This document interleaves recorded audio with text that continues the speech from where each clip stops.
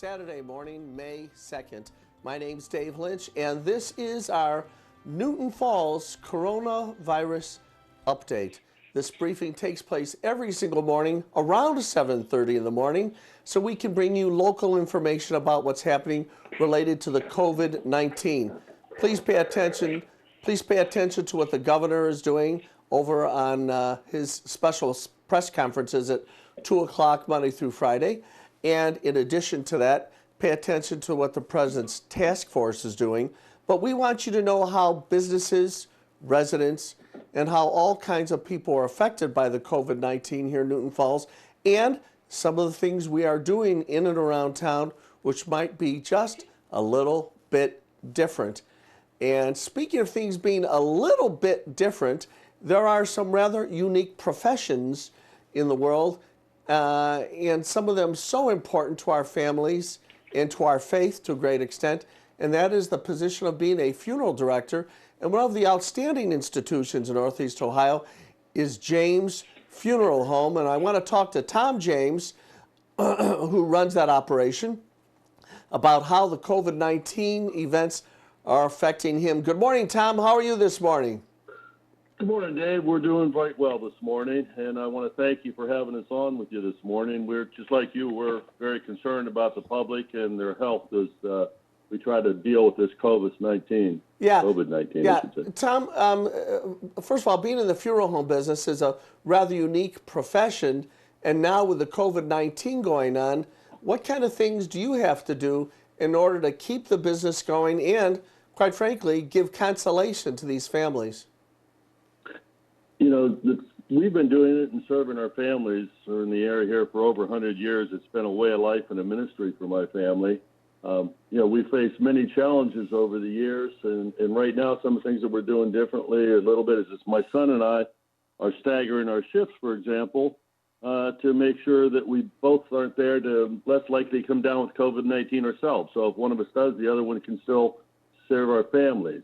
Sure. But in dealing with infectious disease for many years, part of what we have to do in normal everyday life as a funeral director, because of that, we've always worried about cross-contamination. In addition to the masks that we're concerned about, we also have other things. For example, there was a good video on the other day, a young lady, a nurse made up about cross-contamination. She put paint on her hand, had a fake cell phone, was explaining how she touched the phone, now it's on the phone. So she's got it on her face, and then she puts the phone down, it's on the table, and then it's on her pants. And then within a short period of time, she had it all over her kitchen. Yeah. We have procedures in home at the funeral home. We're cleaning and sanitizing the doorknobs, the telephones, the computer keyboards, anything that people would touch when they come in. And we want people to kind of understand that would be good for them to watch. If they go to the store, if they go to the funeral home, just imagine that if they walk up to the door of the funeral home, there's paint on the door. So if they touch it with their hand, now they got the paint on their hand. Now they don't want to cross-contaminate someplace else. What do you have to do? You have to just decontaminate your hand. That's why as soon as they walk in, we have hand sanitizer available for them. That's a lot of it, because then afterwards, if they touch their face, they do something, they're going to infect themselves with it that way. Hey, Tom, let me interrupt you for a second. Right now, we've heard about how important social distancing is. How do you engage in social distancing in the conducting of a funeral service? Well, we do that, and look, there's a couple other things too. In dealing with this infectious disease, people have had many questions, and that's just one of them. You know, are the funeral homes still open? Yes, funeral homes are still open. We're 24 hours a day, 7 days a week. You know, they want to do if they get a death, what should they do? Well, funeral homes can still access hospitals, nursing homes, residences, and so forth. But we ask that if they contact us first rather than just walk in, so we can limit when they come in. We don't want them just to walk in the funeral home. We can limit their exposure. If they do come in, we want to have one or two people come in, not a whole family, which we get sometimes. We do most of the phone conferencing over the phone, so we don't have to expose them as much. But they can still have funeral services and calling hours, and we're doing this in conjunction and under the guidelines of the CDC's and the State Health Department. We're licensed, the funeral directors, under the subdivision of the State Health Department, and we're a protection for public health. So what we've done is we've limited the size and the numbers of visitors they can have in the funeral home at one time. We're trying to have private services. If you come in, you see that we've removed the majority of the chairs in our chapel and spaced them out. So as people come in, they can sit in their chairs. They're social distancing in their chairs during the services. Sure. And living in it. Hey, Tom, I was wondering, are the families that are coming in during the COVID-19, are they understanding of these guidelines that you're adhering to? Yes, we explained to them the guidelines of what we're going to do, and we have to be careful when you do that because when families lose a loved one, they're grieving, and they aren't paying real attention to instructions of any kind. Their mind's not focusing. Understandably. So we got to be very explicit. We tell them, gee, you should have masks on, and we have masks available. We've had them, and thank you for bringing some down. But we also have face shields available for somebody that wants them. Oh that's great.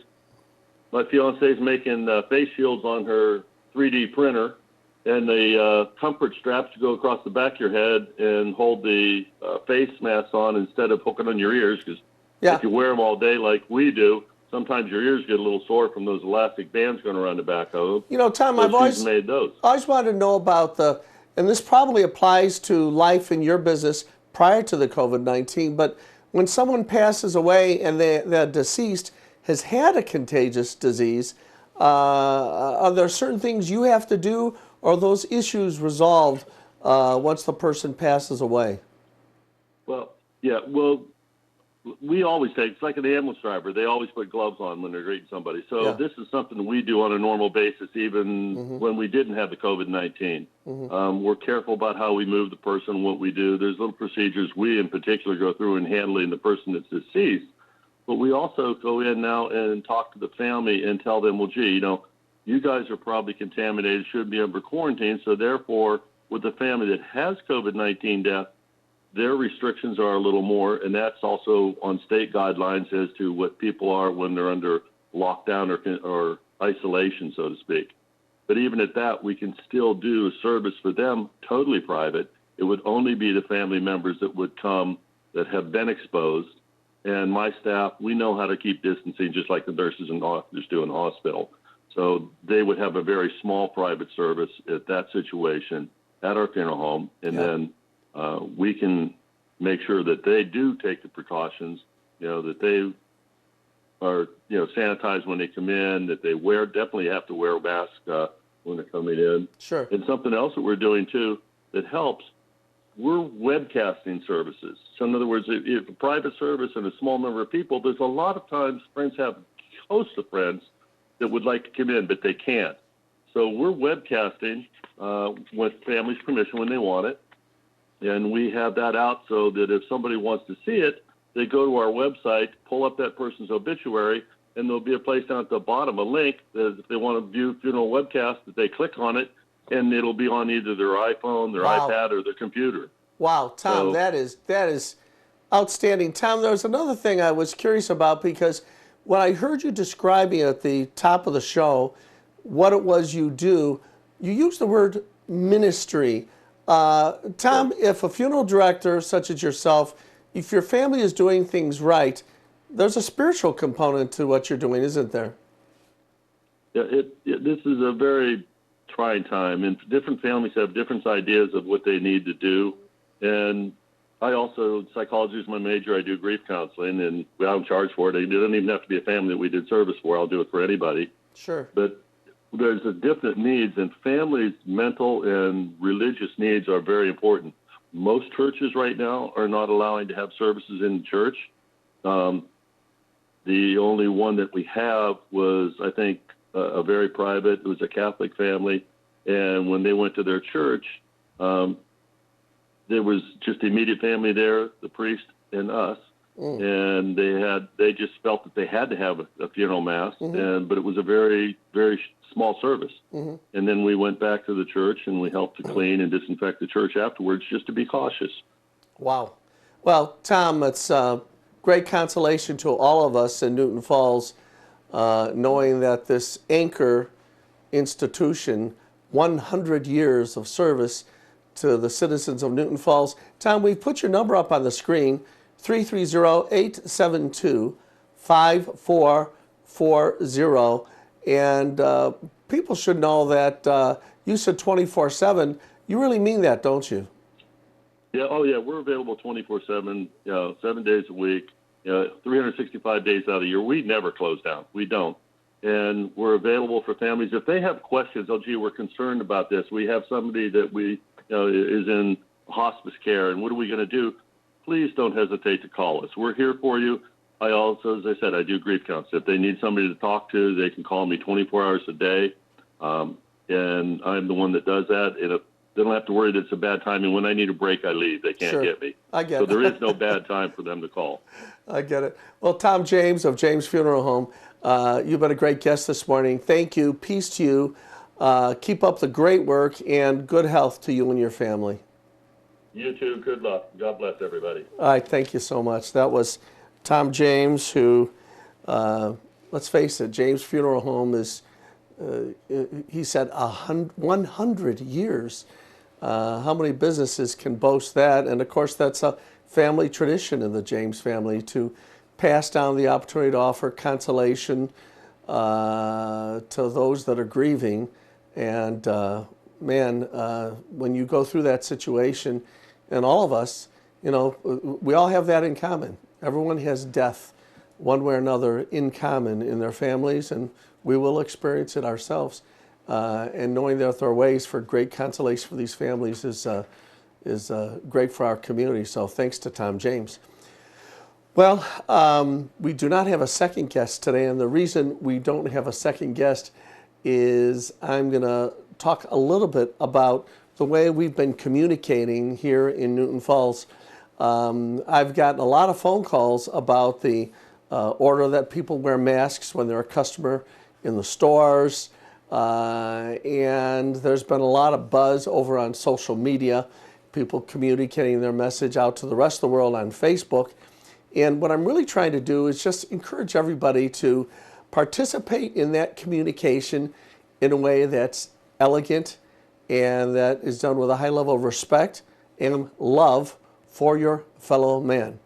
And the reason I'm doing that is that I am participating in communicating with our own community about some of these issues, but some of the people communicating back through social media, the ones that are most aggressive, almost violent in their language, aren't calling me up on the phone. They're just going on social media and engaging in attack. There's a lady who lives in Newton Township. She does not live in the village of Newton Falls. Newton Township actually has its own municipal government. This lady has her own local municipal government in Newton Township. It's the Newton Township Board of Trustees.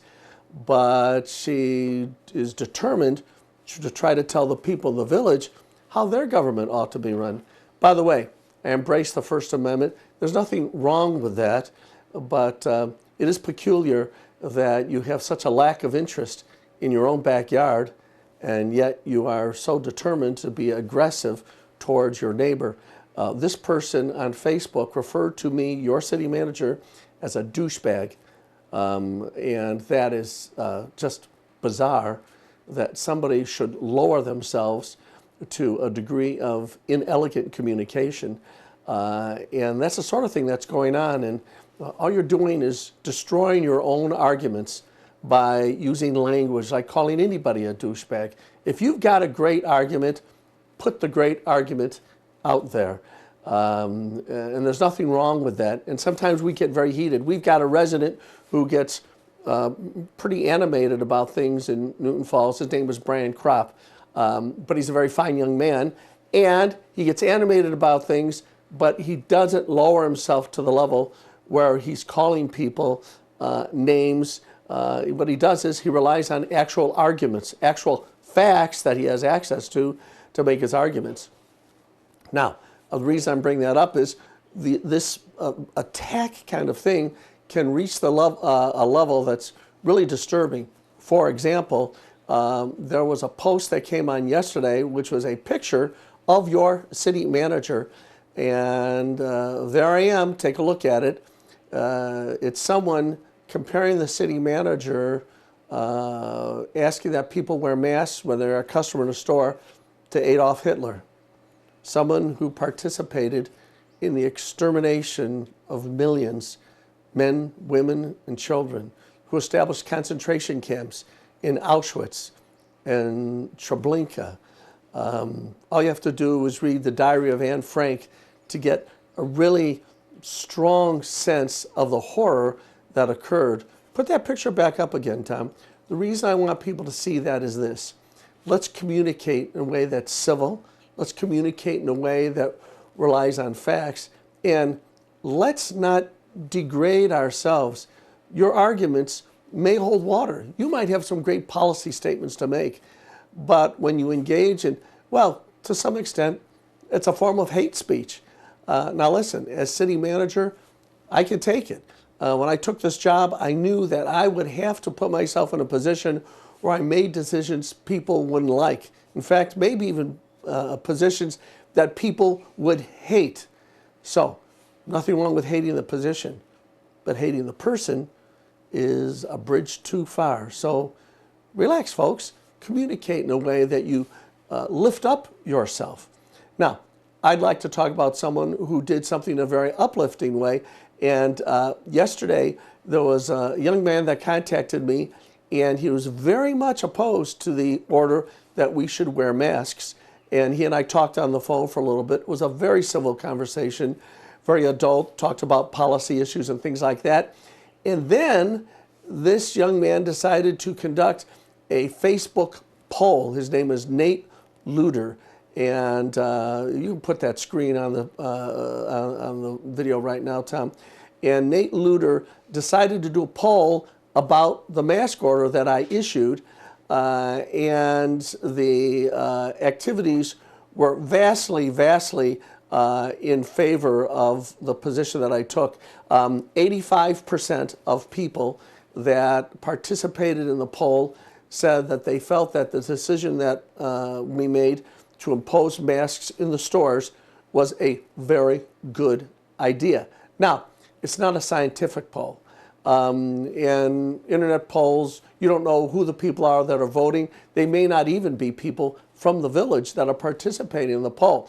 But Nate did that, and it made it very clear that we were acting in concert for what the folks in the area, at least participating in the poll, felt was important, and they felt that the imposition of the mask order was a good idea.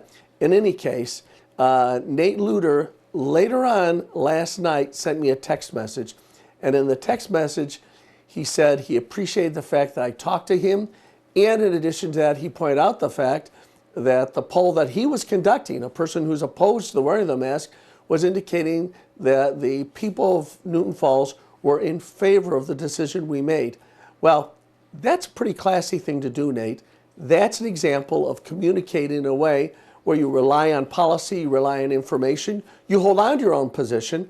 Nate, if you still believe the masks are a bad idea, I really respect that. And more importantly, I respect you because you took the time to communicate back to me in a civil way. And so today I'm giving out the Class Act Award. It goes to Nate Lueder, the winner of our Class Act Award here on the COVID-19 briefing. We haven't handed one out before, but I have been such a target of abuse that when a refreshingly opposing viewpoint comes forward, and whether or not I agree with that viewpoint or not, whether they agree with me, but we engage in civil discourse, it is a fine example of the concept of communication about policy in action. Nate Lueder, I tip my hat to you, and you are a class act, and I say thank you. Thanks, Nate Lueder. Well, folks, that brings us to the end of another one of the COVID-19 morning briefings here in Newton Falls. I want to let everybody know that this is a Saturday edition, and we won't have our next edition till Monday. We are going to skip Sundays. You know, one of the commandments is keep holy the Lord's day, and what that means, basically, engage in things that are thoughtful, meditative, deliberative, and in faith. And we've been doing these things live on Sunday mornings, but we're now just going to do them, just do them 6 days a week, and let us kind of catch our breath a little bit on Sundays so we can pause and contemplate some of the more important things in life, such as our faith. And that's why we keep in prayer during the COVID-19 crisis. Well, folks, that brings us to the end again. And as I say at the end of every program, God bless America and God bless the city of Newton Falls.